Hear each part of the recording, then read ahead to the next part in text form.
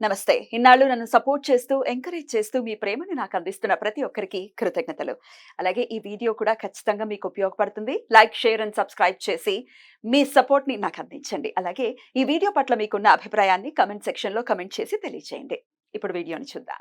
నమస్తే. Welcome to our channel. నేను పద్మిని. ప్రస్తుతంతో పాటు ప్రముఖ ఆధ్యాత్మికవేత్త, నారీసేన ఫౌండర్, దత్త ఉపాసకురాలు శ్రీమతి లతా దత్త గారు మనతో పాటు ఉన్నారు. మాట్లాడదాం. నమస్తే అక్క. నమస్తే. జై గురుదత్త పద్మిని. శ్రీ గురుదత్త అక్క. అక్క, చైత్ర బహుళ పక్ష ఏకాదశి వచ్చేస్తోంది. ఈ 4వ తారీఖు శనివారం ఏకాదశి. ఏకాదశి వస్తున్నప్పుడు చాలా ఆనందంగా అనిపిస్తుంది. అందులో అది శనివారం వస్తాయి. ఎందుకంటే తిథి స్వామికి ఎలాగో చాలా చాలా ఇష్టం ఏకాదశి తిథి అంటే. వారం కూడా స్వామికి చెప్తూ ఉంటారు కాబట్టి భలే ఆనందంగా అనిపిస్తోంది. వస్తోంది శనివారం ఏకాదశి. వరూధిని ఏకాదశిగా పిలువబడేటటువంటి ఏకాదశి. అయితే ఒక 1 మినిట్ నాకు టైం ఇవ్వండి. నేను ఖచ్చితంగా చెప్పండి. ఈ ఏకాదశి ప్రత్యేకించి చెప్పటం అనేది ఒక అలవాటుగా పెట్టుకున్నాము. చాలా చాలా సంతోషంగా చెప్తూ ఉన్నాము. వచ్చిన వాళ్ళందరూ కూడా చాలా బ్యూటిఫుల్ గా ఎక్స్ప్లెయిన్ చేస్తున్నారు. మరి ఎంతమంది ఆచరిస్తున్నారో ఆచరించట్లేదో అనేది దైవానికే ఎరుక. ఎందుకంటే మాకు పిల్లలు కలగట్లేదు. మొన్న చిలుకూరులో మనం చూసాము, గరుడ ముద్ద కోసం అసలు ఎంత మంది. ఇష్యూ బాబోయ్, 3 గంటలు మొత్తం ఆ రూట్ అంతా బ్లాక్ అయిపోయింది. మొత్తం బ్లాక్ అయింది. రావద్దు బాబోయ్ అంటూ వీడియోలు పెట్టినప్పటికీ వెళ్ళారు.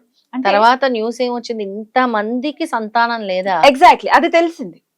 అది ఓన్లీ గరుడ ముద్ద ఇస్తున్నప్పుడు తెలిసిన విషయమే కాదు. మనం ఏ గుడికి వెళ్ళినా ఉయ్యాలలు కడుతూ, తల్లులు తాళ్లు కడుతూ, రావి చెట్లకి ఇవన్నీ కనపడుతున్నాయంటే పిల్లలు లేరనే కదా. పిల్లలు లేరని చాలా సులభంగా తరుణోపాయాలు ఈశ్వరుడు ఇచ్చాడు ఏకాదశి వ్రతాల రూపంలో. గొంతు చించుకుని చెప్పేది అందుకే కదా. ఇప్పుడు వచ్చేటటువంటి వరూధిని ఏకాదశి కూడా అందుకే. పితృదేవతల అనుగ్రహం పొందామంటే ఇంకా మనకి దొరకందంటే ఏమీ ఉండదు కదా. పిల్లల వంశాభివృద్ధి ఖచ్చితంగా జరుగుతుంది. అందుకే మరొక్కసారి ఇది ఆర్తితో చెప్తున్నాను. ఎందుకంటే ఎవరు పిల్లలు లేరు అన్న బాధతో ఎవరు బాధపడకూడదు. బాధ అస్సలు పడకూడదు. మనకి బాధ అనిపిస్తుంది, అదే అనుభవించే వాళ్ళకి ఆ బాధ. నాకు అది తెలుసు, ఆ కష్టం నాకు ఉన్నారు. అయినప్పటికీ నాకు ఉంది బేబీ. కానీ నేను ఎదుర్కొన్నటువంటి సమస్య రీత్యా నేను ఇది మాట్లాడటం జరుగుతుంది.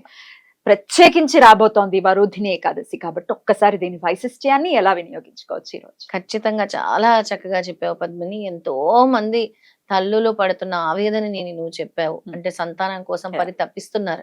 అలాంటి తల్లులు అందరూ కూడా ఏకాదశి వ్రతాలు ఆచరించాలి. ముఖ్యంగా ప్రతి ఏకాదశికి ఒక్కొక్క నామం భగవంతుడు ఇచ్చాడు. ఈ ఏకాదశి వరూధిని ఏకాదశి అనేది చాలా ముఖ్యమైనది. ఎందుకు అంటే వంశాభివృద్ధి కోసం చేసేది. అలాగే పితృదోషాలు అంటే ప్రతి ఏకాదశి రోజు కూడా మీరు చేసే దాన ధర్మాలు ఏవైతే ఉంటాయో దాని వల్ల మీ పితృదోషాలు తొలగిపోతాయి. అందుకే ఏకాదశి తిథికి దత్తాత్రేయుడికి చాలా సంబంధం ఉంది. ఎందుకంటే సాక్షాత్ విష్ణుమూర్తిదే కదా. అయితే ఈ రోజు అంటే ఈ ముఖ్యంగా ఆ రోజు ఈశ్వరుడు ప్రత్యేకంగా చేసినటువంటి ఫాస్టింగ్ కూడా ఉంది. అంటే ఈశ్వరుడే కొలిచాడు. ఈశ్వరుడే ఉపవాసం ఉన్న ఏకాదశి.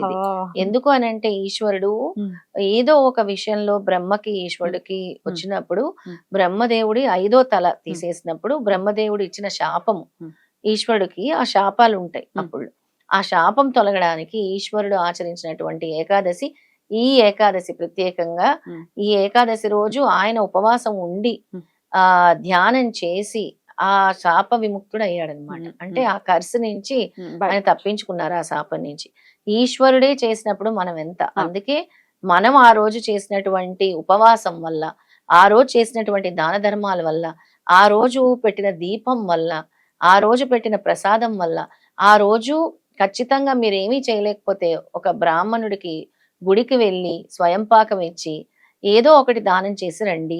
ఖచ్చితంగా మీ పితృదోషాలు నివృత్తి అవుతాయి. ఏదో ఒకటి వంశాభివృద్ధి అవుతుంది. ఎండాకాలం కాబట్టి దానికి అనుగుణంగా దానాలు నేను ఎప్పుడూ చెప్తాను, ఎండాకాలం కాబట్టి జలదానం చేయండి, మజ్జిగ దానం చేయండి అని చెప్తూనే ఉంటాం. అంటే ఎంతమంది పాటిస్తారో తెలియదు. ఎండాకాలము ఖచ్చితంగా మీరు ఇన్ని నీళ్లు ఇచ్చినా కూడా, ఇంత ఒక మజ్జిగ ప్యాకెట్ ఇచ్చినా కూడా విశేషమైన ఫలితం స్వామి ఇస్తారు. ఎందుకంటే పితృదేవతలు అంటే మా పితృదేవతలు దోషాలు లేవి అని అనుకుంటారు.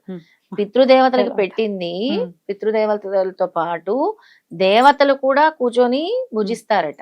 అంటే దేవతలు కూడా వస్తారట. అంటే వాళ్ళు ఎవరో కాదు. ఇప్పుడు ఎంతో మంది మీ తాత ముత్తాతలు అటు వంశం ఇటు వంశము, అందులో ఎవరెవరో ఒకరినైనా సరిగ్గా వాళ్ళు చూడకపోయినా వాళ్ళ చివరి ప్రయాణం సరిగ్గా చెయ్యకపోయినా, అవును, అంతిమ చివరి సంస్కారం. ప్రయాణం అంతిమ సంస్కారాలు ఉమ్. చివరి ప్రయాణం సరిగ్గా చెయ్యకపోవటం అవును. వల్ల, లేదంటే వాళ్ళ ఇంట్లో నుంచి వెళ్ళిపోయి ఎక్కడైనా పడిపోయి చనిపోయినా, వాళ్ళ ఇలాంటి తెలీదు తెలీదు మీ బతికే ఉన్నారని వంశంలో, అనుకుంటాం. అవును, మీ అవును, వంశంలో ఏదైనా అలాంటివి జరుగుండొచ్చేమో అవును. తరతరాల నుంచి. అవును. అలా కొంతమంది వెళ్ళిపోయినా, ఉమ్. ఇలా ఒకటి మధ్యలో ఇరుక్కున్నా కూడా దాన్ని కూడా పితృదోషం అంటాం. ఉమ్. దాని వల్ల ఆ ఎఫెక్ట్ ఇప్పుడు నెక్స్ట్ జనరేషన్స్, మీ సఫర్ అవుతుంది. తర్వాత అవును. తరాల వాళ్ళకి వస్తుంటాయి, సఫర్ అవుతారు. సంతానం కలగకపోవడానికి కారణము Yeah. ముఖ్యంగా అది. కాలసర్ప దోషాలని అంటే ఏవో కాదు, ఇలాంటివే. ఉమ్.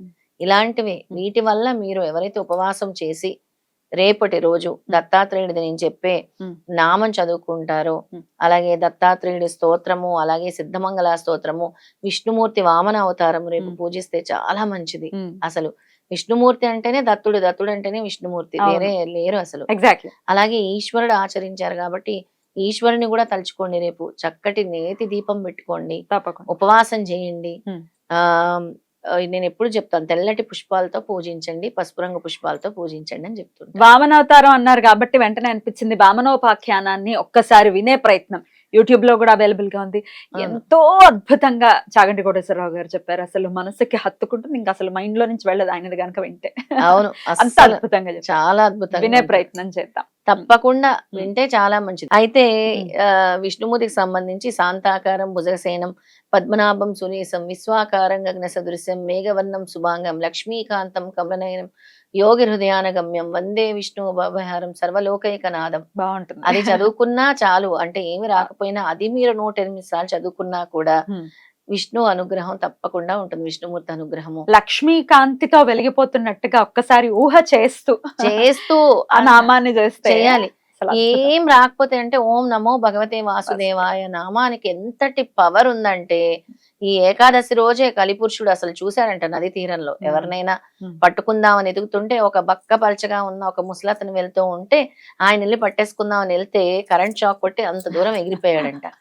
అయితే వెళ్ళి అసలు ఏం జరుగుతుంది ఇది, నాకే ఇంతటి శక్తి, ఆ శక్తి ఏంటి అని అంటే అప్పుడు నారదుడు వెళ్ళాడంట, వెళ్ళి అడిగాడంట. అసలు ఎవరిని అడగాలి అనుకొని నారదుడిని కలిసి అడిగితే తెలుస్తుంది విషయం. అంటే ఎవరనుకున్నావు నాయన, ఆయన విష్ణుమూర్తి ఉపాసన చేస్తాడు నిరంతరం. ఆయన నోటి మీద ఓం నమో భగవతే వాసుదేవాయ, విష్ణుమూర్తి గనక తెలిసిందనుకో నిన్ను తొక్కేస్తాడు అనగానే భయపడిపోతాడట కలిపురుషుడు.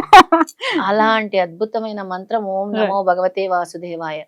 సర్వ రక్షాకరణం అంటే ఇలా మన చుట్టూ ఒక షీల్డ్ ఏర్పడుతుంది, అనేది డెఫినెట్ గా ఏర్పడుతుంది. అంటే ఏం రాకపోయినా ఓం నమో భగవతే వాసుదేవాయ నిరంతరం ఎవరి నోటి మీద అయితే ఆడుతూ ఉంటుందో విష్ణుమూర్తి ప్రొటెక్షన్ అలా ఉంటుంది అని చెప్పటానికే ఈ చిన్నటి ఉదాహరణ చెప్పారు. అలాగే దత్త నామాన్ని కూడా చెప్తాను. తప్పకుండా పద్మిని, దత్తాత్రేయుడిది కూడా పూజ తప్పకుండా చేయాలి.